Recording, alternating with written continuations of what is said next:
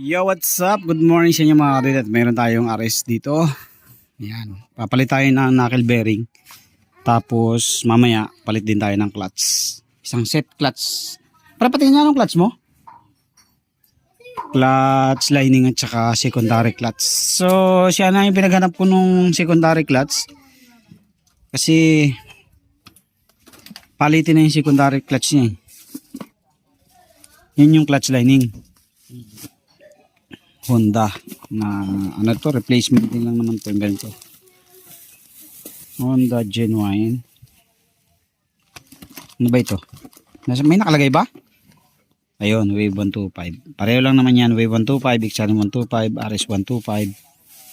So pareho. Tapos ito yung binili niya. Wala kasi tayong mahanap na ano. Ang gagawin ko sana dito, katulad ng ginawa ko dun sa ano, sa akin, tsaka doon sa blue. So, ito, isang set na yung binili niya. Pare, palabas nga. Isang set na secondary clutch. Kasama na yung pinaka-housing. Salpak na lang yan. Ayan. Ito kasi yung ano niya, dragging na kaya palit na. Balik ano yan, alindog yan. Pagka natapos. Okay, so tirahin na natin. Para maaga-aga tayo makatapos. Papalitan din sana ng ano yan. Isang set na chain set. Kaso sabi niya magpapalit din siya ng rim set. Eh magdudubli pa siya ng bayad. So sabi ko isabay niyo na lang dun sa pagpalit ng rim set kasi meron naman na siyang rim set eh. Okay, so baklasin lang natin yung unahan. Tapos palit tayo ng knuckle bearing muna bago yung makina. Mamaya na yung makina.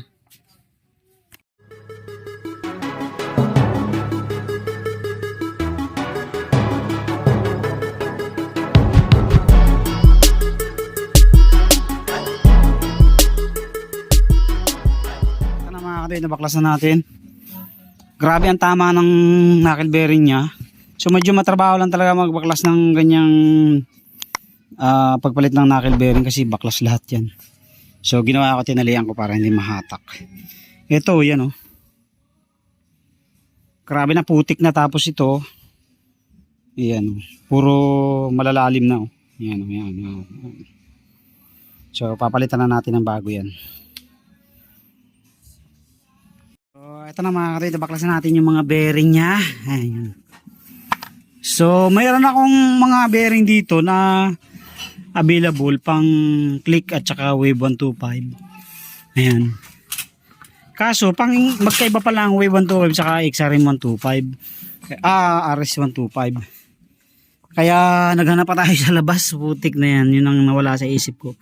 So nakuha natin pang XRM talaga. Ayan. Pareho lang naman ng XRM at saka RS. Ayan. So naikabit na natin ito. Kailangan niyang punong-puno ng grasa para hindi agad masira yung ilalim. Ito yung ibabaw. Ayan.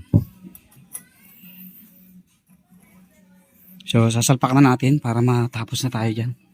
Next natin na yung ano yan, clutch lining.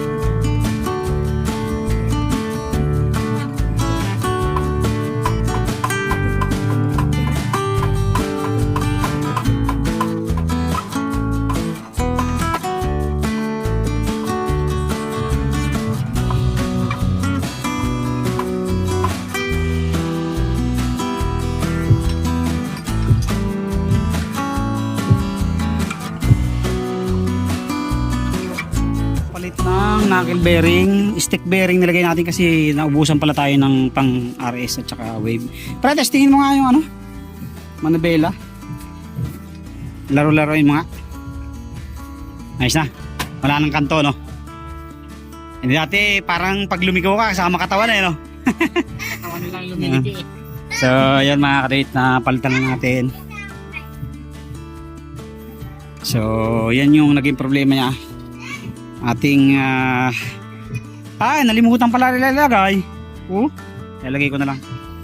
Tapos palit pa tayo ng clutch at saka clutch lining. Okay, thank you very much. God bless po sa inyong lahat. Ang common pala ng RS125 na mga bearing ay knuckle bearing ay pang XRM 110 at saka 125. Yung pang wave 125 common naman siya ng click. Hindi siya obra dito. Maliit yung butas ng pangilalim na collar kaya hindi siya pwede. Okay, thank you. Yo, what's up mga kadita yan. At dito naman tayo sa kanyang crankcase. Kakatapos lang natin magpalit ng kanyang bearing. So ang gagawin naman natin yan, magpapalit tayo ng clutch lining at saka secondary clutch. Okay.